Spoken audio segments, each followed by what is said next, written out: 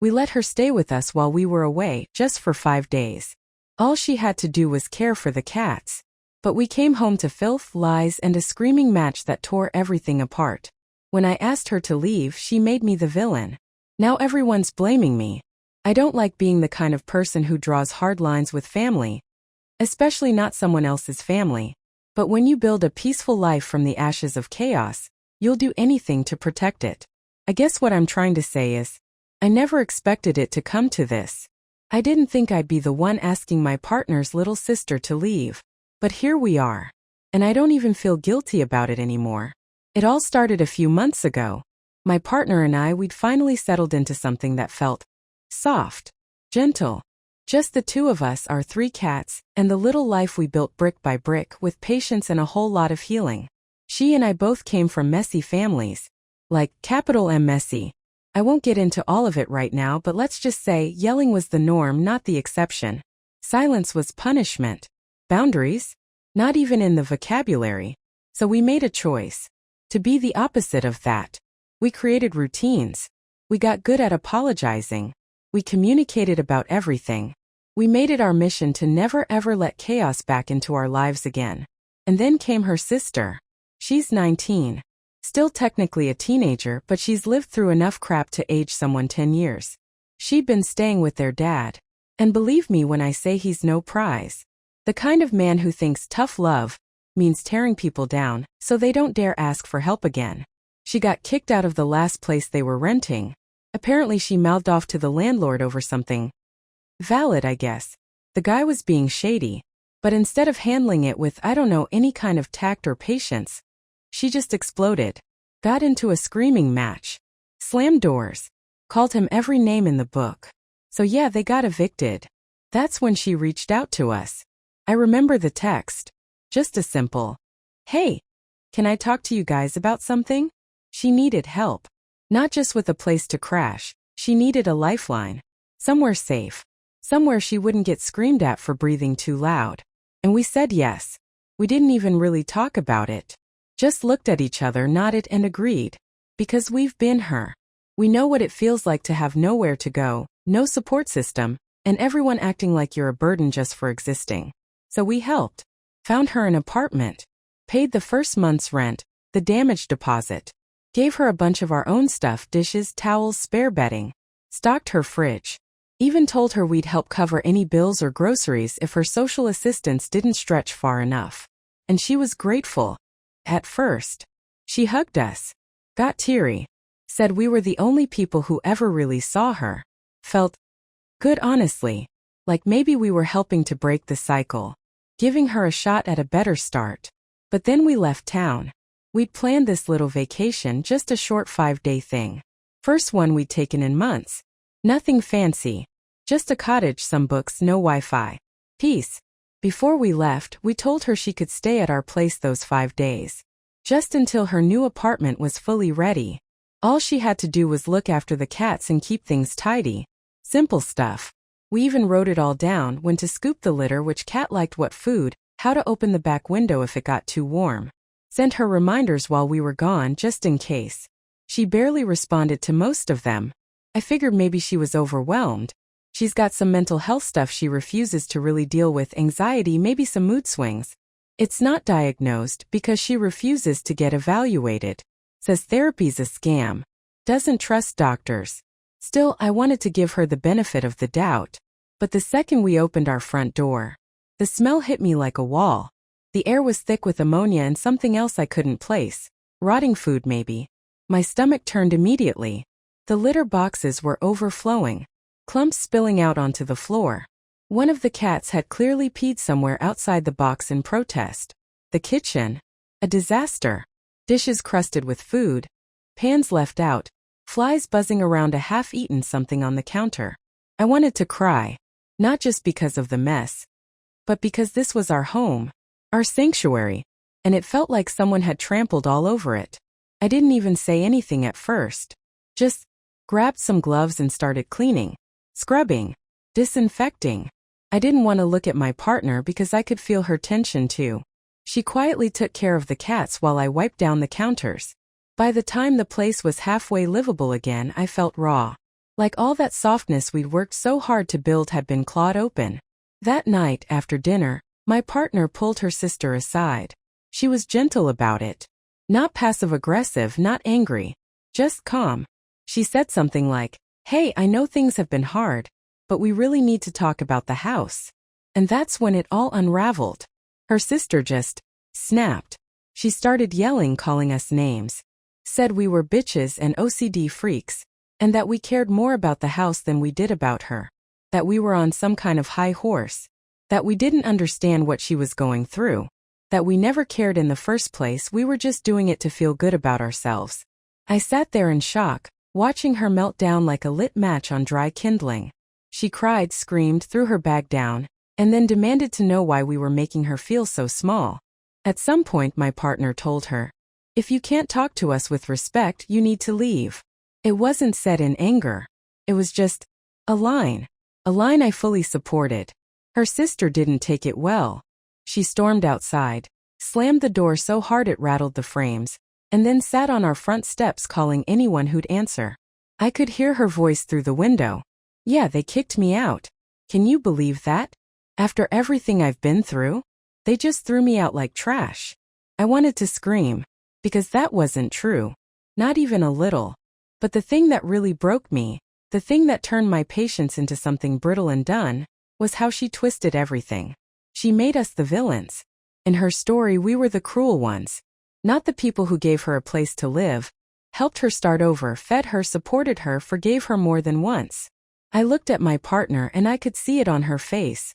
This deep aching exhaustion, the kind that doesn't come from one argument, but from years of being the emotional punching bag for someone else's chaos. And I realized in that moment, I was done. I wasn't going to protect the peace for both of us anymore. I was going to protect it for me. If that meant drawing hard lines, so be it.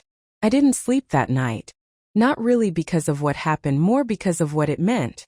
She was still sitting outside when we went to bed, curled up on the steps like some tragic figure in her own one-woman play, crying, wailing, whispering loud enough for the neighbors to hear.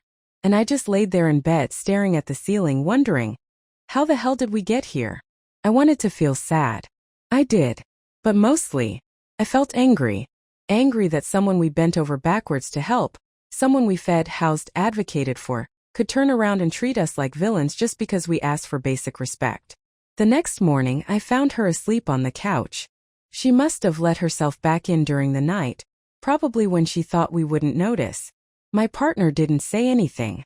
She just made coffee, sat at the table with her mug in both hands, and stared into the steam like it could give her answers. We didn't talk. Not at first. But the silence between us was heavy. Loaded.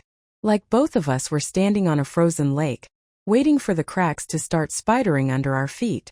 Eventually she sighed and said, "I don't know what to do." And that broke me more than the yelling, more than the mess, more than the names her sister had called us.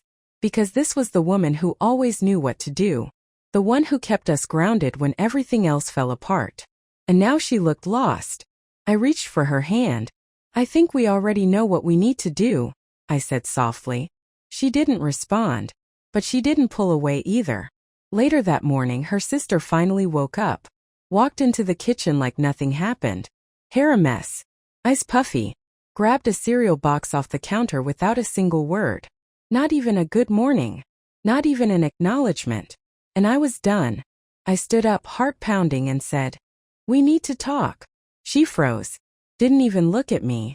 Just kept pouring cereal into a bowl, like she couldn't hear the words coming out of my mouth. But I kept going. "I know you've been through a lot," I said. "I know life hasn't been kind to you. But this, what happened last night, that's not okay." She didn't say anything. "You disrespected our home. You screamed at your sister. You called me names. And you acted like all we ever did for you didn't mean a thing." She rolled her eyes. Literally rolled her eyes. Like I was being dramatic. And maybe I was. But I didn't care. "Look," I said, "I don't want to argue. But if you can't live here without bringing all that chaos with you, then this isn't going to work." Finally she spoke. "You're seriously kicking me out?" "No," I said. "You already have a place. We paid for it, remember? Your apartment's ready." This was never supposed to be permanent. She crossed her arms and said, "So that's it? You're just done with me?" I didn't answer right away. Because the truth was, I wasn't done. Not really. I wanted to believe she'd come around. I wanted to believe that if we just held on a little longer she'd finally get it. That maybe all that love we'd poured into her would click one day, and she'd stop swinging at the people trying to hold her up. But wanting and reality are two different things. "I'm not done with you," I said. "But I'm done letting you treat us like punching bags." That was it. That was the line. And she knew it too. She didn't yell this time. Didn't scream or cry. Just scoffed, shoved her cereal bowl in the sink and said, "Whatever. You two act like you're so perfect." My partner flinched a little. But she didn't say anything. She just stood there beside me. Quiet, but standing tall. I don't think I've ever loved her more than I did in that moment. The move-out happened fast. Her sister grabbed her stuff that afternoon. The stuff we helped her pack up and buy in the first place, and left without another word. No thank you. No goodbye. Just slammed the door on her way out, same as always. And I swear to God, when that door closed, the house breathed again. Like it had been holding its breath for days. We sat in silence for a while, just listening to the stillness. The cats tiptoed back into the living room. Even they seemed relieved. And then my partner said, "I feel like a monster." I turned to her, shocked. "What? Why?"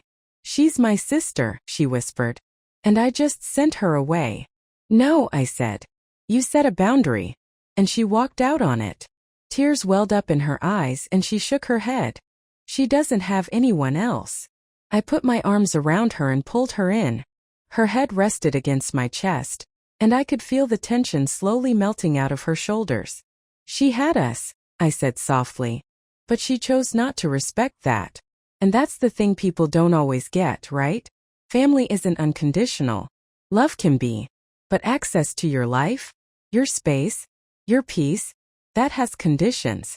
Because when you've clawed your way out of dysfunction, you don't owe anyone the right to pull you back in. Not even someone with your blood. Especially not them." A few days passed and the guilt tried to creep in again. Little whispers in the back of our minds, was it really that bad? Did we overreact? Maybe we should have been more patient. But then the phone calls started. People we hadn't heard from in months suddenly blowing up our phones. Cousins, aunts, friends of the family. All of them saying the same thing. "What happened with your sister? She said you kicked her out. She's on social media saying you abandoned her." It was like she was rewriting the narrative in real time, painting herself as this tragic, misunderstood victim, and us as cold-hearted manipulators who threw her to the wolves. And the worst part? Some people believed her. They didn't call to check on us. They didn't ask for the full story. They just assumed we were in the wrong. And that made me want to scream. I watched my partner curl in on herself a little more every time the phone rang. Every new message felt like a punch to the gut. So we stopped responding. We turned our phones off. Took a walk. Hugged the cats. Watched movies with the blinds closed. Because we weren't going to keep defending ourselves to people who weren't even trying to understand. You can only explain yourself so many times before it stops being a conversation and starts feeling like a courtroom. And we were done being on trial. But even after all that, even with the door shut and the calls silenced, I could feel it in her, this lingering ache. Like some small scared part of her was still asking, what if I gave up on her too soon?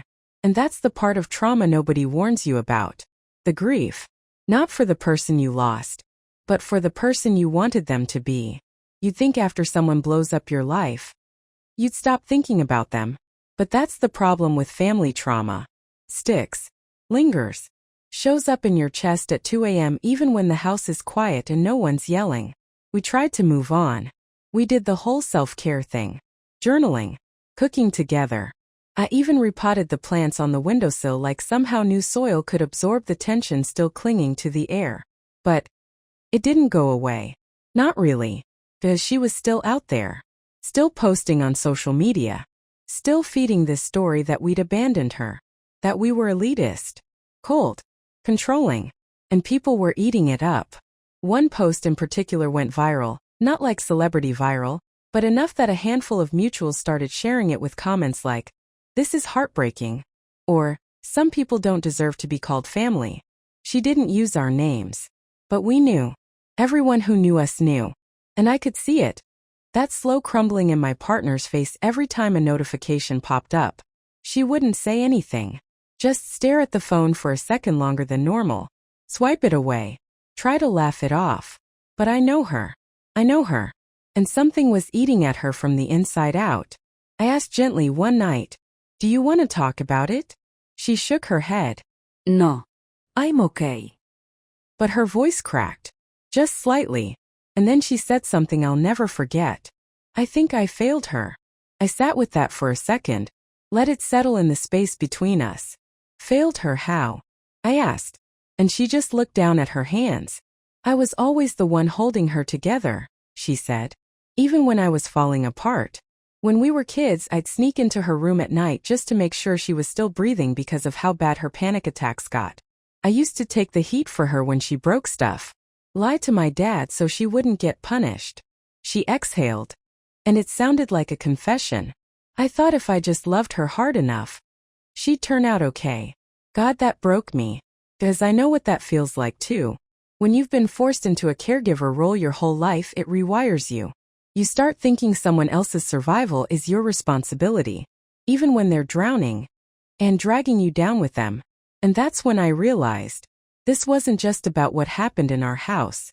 This was a story that had been unfolding for years. Long before I ever came into the picture. She'd been parenting her sister since they were both barely old enough to drive, carrying that weight, making excuses, protecting her, taking hit after hit, emotional, verbal, sometimes worse, just to keep the peace. So when I said, "She needs to leave," what I was really saying was, you can stop protecting her now. But that's not easy to hear when your whole identity is built around being the protector. A week after she left, the silence finally broke. Her sister sent a message. It was strange. Not angry. Not apologetic either. Just said, "You were right to kick me out. I'm toxic. I ruin everything." And then nothing. No follow-up. No explanation. Just a guilt grenade thrown into our lives with no warning. My partner read it 3 times. Then 4. Then stared at the screen like it might change. And then she started spiraling. She didn't say it, but I could feel it coming off her in waves. This quiet panic, this inner voice screaming, what if she hurts herself? What if this is my fault? What if I push too hard, too fast? So we called her. No answer. We messaged. Still nothing. Eventually, we drove to her apartment. My partner was shaking in the passenger seat, white-knuckling the seatbelt the entire time. When we got there, her lights were off. Curtains drawn. Mail piled up under the door. She knocked. Called out her name. No response. And that was the moment I saw her break. Really break. She dropped to her knees on that hallway floor, sobbing like she was 6 years old again, begging a closed door to let her in. "I didn't mean to hurt her," she kept saying. "I just wanted peace. I just wanted us to be okay." It was the most helpless I've ever felt. We ended up calling one of her sister's caseworkers. Explained everything. The mental health history. The message. The silence. They promised to do a welfare check. Told us to go home. That someone would update us. So we did. But that ride back, quietest 30 minutes of my life. The update came a few hours later. She was fine. Alive. Physically safe. Just avoiding us. Apparently, she'd been at a friend's place the whole time. Ignoring calls on purpose. Blocking numbers. Letting the narrative spin while she watched from the sidelines. The caseworker said she didn't seem suicidal. Just emotionally manipulative. That she'd said stuff like, "They're just trying to guilt me now." I knew they'd come crawling back. My partner looked hollow when she heard that. Not angry. Not sad. Just hollow. And that's when something in me snapped. Because I was done watching her twist the knife. I was done watching the woman I loved tear herself apart trying to heal someone who didn't even want to be healed. I grabbed her hands, held them tight. "She doesn't get to own your peace anymore," I said. "She doesn't get to write the story and cast you as the villain." And for the first time in weeks, my partner nodded. She didn't smile, but she nodded. And I knew something had shifted. The next few days were quiet. We went back to our routines. Slow mornings. Feeding the cats. Watching dumb reality shows at night. But it wasn't the same. Something had cracked open. This raw truth neither of us could unsee anymore. That sometimes love isn't enough. Sometimes no matter how much you give, the other person's just not ready to receive it. And if you keep pouring from your cup, hoping they'll change, all you end up with is empty. It hurt. God, it hurt. But it also felt honest. Like we were finally telling the truth out loud. That love with boundaries is still love. That saying no more doesn't mean you didn't try. It means you're done bleeding for someone who keeps sharpening the knife. I wish I could tell you things got magically better after that. They didn't. There were still messages. Still people gossiping behind our backs. Still random moments where the grief hit like a punch to the ribs, usually when we least expected it. But something had changed in us. We stopped justifying. Stopped apologizing. Stopped second-guessing. Because sometimes the most radical act of love is letting go. It's been a few months now. Not that long really. But long enough to feel like we've lived a whole other life since everything happened. Sometimes I forget she was ever here. Not because she didn't leave a mark. Believe me, she did. But because the energy in our home has changed so much. It's quieter now. Softer again. Not the kind of quiet you get after a fight, where you're holding your breath and walking on eggshells. But the kind that feels earned. Like we fought for it. And we did. We fought to get our peace back. To protect the space we built from the inside out. And for the first time in a long time we stopped apologizing for doing that. There's this new rhythm to our days. My partner wakes up before me sometimes. Feeds the cats, makes coffee. Puts on this playlist she loves that sounds like sunlight through trees. I'll catch her humming while she folds the laundry. Or talking to one of the cats like it's totally normal to have full conversations with a furball that just knocked over a plant. It's the little things. The things you notice more when your nervous system isn't always on high alert. I think we're both still healing. In our own ways. But now we're doing it without trying to fix someone else along the way. And that's new for both of us. Her sister hasn't reached out since that one message. Not a single call. No texts. Nothing. We've seen little hints of her here and there. A post floating around, her name tagged in something someone else shared. We don't click. We don't follow. It's not bitterness. It's boundaries. The kind that stay in place even when you still love the person on the other side of them. 'Cause yeah, we still love her. It'd be easier if we didn't. But love doesn't disappear just because it hurts. If anything, that's what makes it so heavy. You carry it even when it scorches your hands. And that's okay. We're not trying to erase her. Just learning to exist without the chaos. And honestly, that's the part that still catches me off guard. How long we normalized it. How many times we made excuses for it. How much we bent ourselves around someone else's trauma, hoping that maybe, just maybe, this time would be different. But peace? Peace doesn't come from hoping people change. It comes from accepting that they might not, and choosing peace anyway. I remember this moment a few weeks ago. We were sitting on the balcony. It was late. One of those warm summer nights where the air feels like it's holding you. My partner looked out over the street, quiet for a long time, then said, "She's never going to thank us." I didn't say anything right away. 'Cause yeah. That hit hard. She's right. Her sister probably won't ever see what we did as love. She won't see the groceries, the rent money, the late night rides across town. She won't see the patience, the second chances, the forgiveness. She'll just remember that we told her to leave, that we finally said no. And for her, that'll be the betrayal. But for us? It was the boundary. That was the moment we stopped bleeding out just to prove we cared. And when I finally answered, all I said was, "She doesn't have to thank us. We didn't do it for that." She nodded. And I saw it, this little flicker in her eyes. Peace. Not the performative kind. Not the forced kind. Not the if we pretend everything's okay, maybe it will be kind. Real peace. Earned peace. The kind you get when you finally stop carrying a weight that was never yours to begin with. We still talk about her sometimes. Not in anger. Not even in sadness. Just reflections. The other day we found one of the mugs we gave her. The ones we packed up when she moved into her new place. Somehow it ended up back in our kitchen. No idea when it returned. Might have been left behind in the chaos. might have just never made it to her place. It was chipped, but we kept it anyway. Not because we needed it, but because it reminded us of everything we learned. We used to think love meant saving people, fixing them, absorbing their pain so they wouldn't have to feel it. Now we know better. Love isn't martyrdom. It's not screaming into the void just to prove you're still trying. It's not letting someone tear you apart because they refuse to build themselves back up. Love is steady, boundaried, quiet sometimes. Love is choosing your own peace, even when it feels like betrayal. Oh, I don't feel guilty anymore. Not for asking her to leave. Not for choosing peace. Not for walking away from the chaos. Because that wasn't cruelty. That was healing. And maybe she'll get there one day. Maybe she won't. But that's not my journey to carry anymore. I'm done trying to be the anchor for someone who refuses to touch land. I've got my own ship to sail now. And this time it's calm water ahead. If you've ever had to choose peace over family, you know how hard that decision is. Hit subscribe for more true stories like this one, the kind that stick with you.